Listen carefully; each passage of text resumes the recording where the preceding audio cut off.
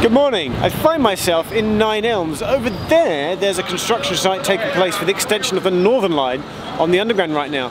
That is not what I'm here for. I'm here for a different type of train. When you've been to all the railway stations in Britain, it's kind of like, yeah, I've been on all the trains, but then I got an email from a nice chap at the Tideway Tunnel construction scheme, and he went, Jeff, we've got a train that I don't think you've been on. Fancy a ride? I said yes, and you gonna come with me? Yes. Vicky's here too. Oh, you're quite low. That's because you put me in the road. You literally said stand here. Yes, the Tideway Tunnel is a new 25-kilometre tunnel being dug under London right now to capture and convey sewage and rainwater, which helps keep the River Thames clean. It runs from Acton in West London, where it's 30 metres below ground, slowly getting deeper with an increased gradient on purpose until it's 70 metres deep out at Abbey Mills in East London. And to aid with the construction deep beneath London, they have trains running, so it's time to go and have a ride. I spy a shaft. Whoa.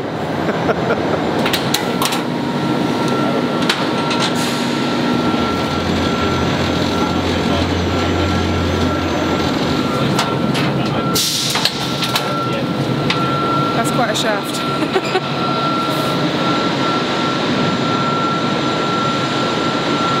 Great, look, where's the train? He only came for the train. Oh, the train is there? Yeah. Oh. So we're going to hop from there.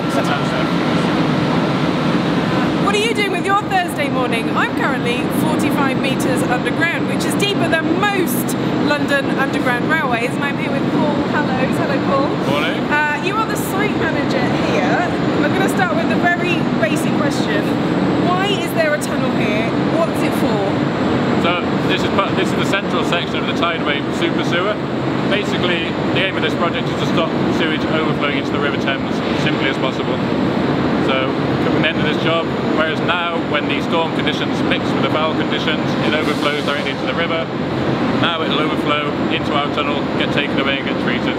We're obviously extremely interested in the train. Yeah. So tell me a little bit about the train. What job does it do?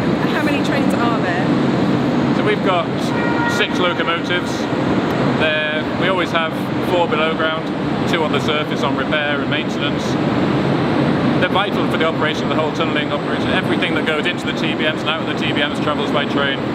So that's the segments, the tunnel rings that form the actual tunnel. All the other materials, the lubricants, the additive, anything at all, right down to the toilet. Everything gets taken in on the trains. Can you see behind me the segments of the tunnel rings? And that is 1 ring's worth. It's 8 segments in total. We've got 7 large pieces and then a smaller keystone on top. So 1 entire ring is made up of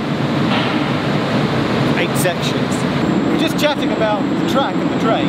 Yeah. So what happens to this track once the construction's nearing the completion, they lift the track? Yeah. Where do the locos go? What happens to the track?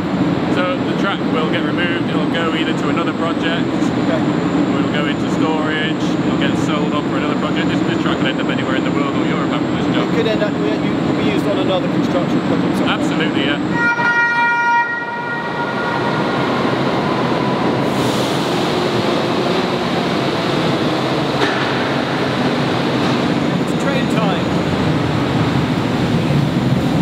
No first class. It appears to be all standard class seating.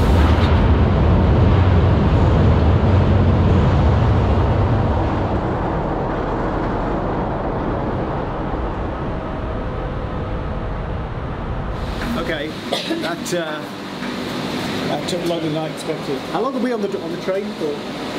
10 minutes. It felt more like 20 minutes.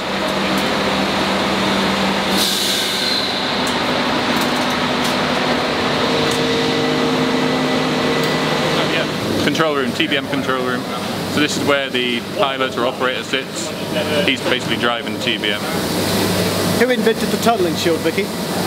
Mr. Greathead. Mr. Greathead invented the shield to protect the miners so that they would be behind, essentially, the shield. So as they were making progress, they'd be safe from any collapse or anything like that. And I think, I mean, my engineering knowledge is minimal compared with the gentlemen I'm surrounded by. But I think the Great Head Shield is sort of like the essence of all tunnel boring machines even today. Going into the ring build area. Oh. Right, I'm ready. This is actually incredibly cool to see close up. Wow. Wow. Very front there, about as far forward as you can see, that's the bulkhead. Yeah. So beyond that is the cutting disc, that will be turning at about 1.6 RPM, grinding away at the earth. The earth will drop down to the invert, be picked up in here. Inside here is your traditional screw auger, so it's a flight auger that carries the spoil back up that way. Discharges at this point here, onto a normal conveyor belt, and then gets carried away to surface for disposal. So Paul was explaining that the reason we were able to go a little bit further towards the front of the machine is that it's paused at the moment because it's progressing and moving forward. They have to keep extending things, so they're extending the cables, and that's why it's not turning at the moment, and that's why we can get down there. By the way, behind me, this is Michael, who's like the media man. How many times have you been down here now? How many times have you done this? Oh, countless times, yeah. It's getting longer and longer, so luckily we've got the train now. We used to have to walk it. Every month you come back, the tunnel's gone a little bit further, and the train takes a little bit longer to get there, right? Absolutely, yeah. That's the longest journey I've done. It's the first time I've been to Millicent in a while. It's about 20 minutes, I think.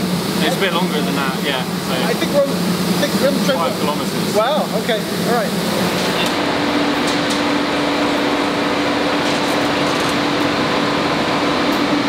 And we're back on the train. There's some more people who joined us. Excellent. You want to talk about the maquette on the seat? Ah, you've got your basic leather maquette. That's it. It's getting warm down here. I think we're about to resurface, aren't we?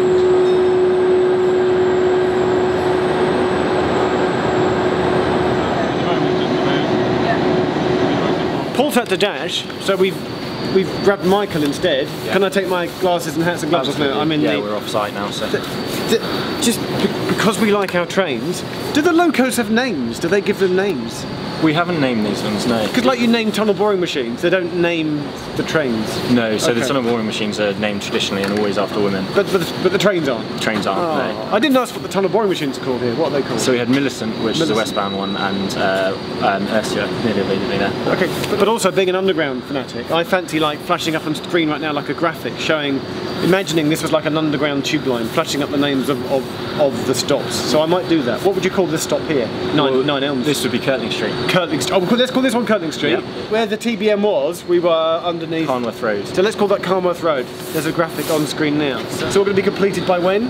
2024. 2024. So come back in 5 years. And we'll be finished. Thanks, Vicky, as well. This is on camera right now. Can I put forward the name Vicky for one of the trains?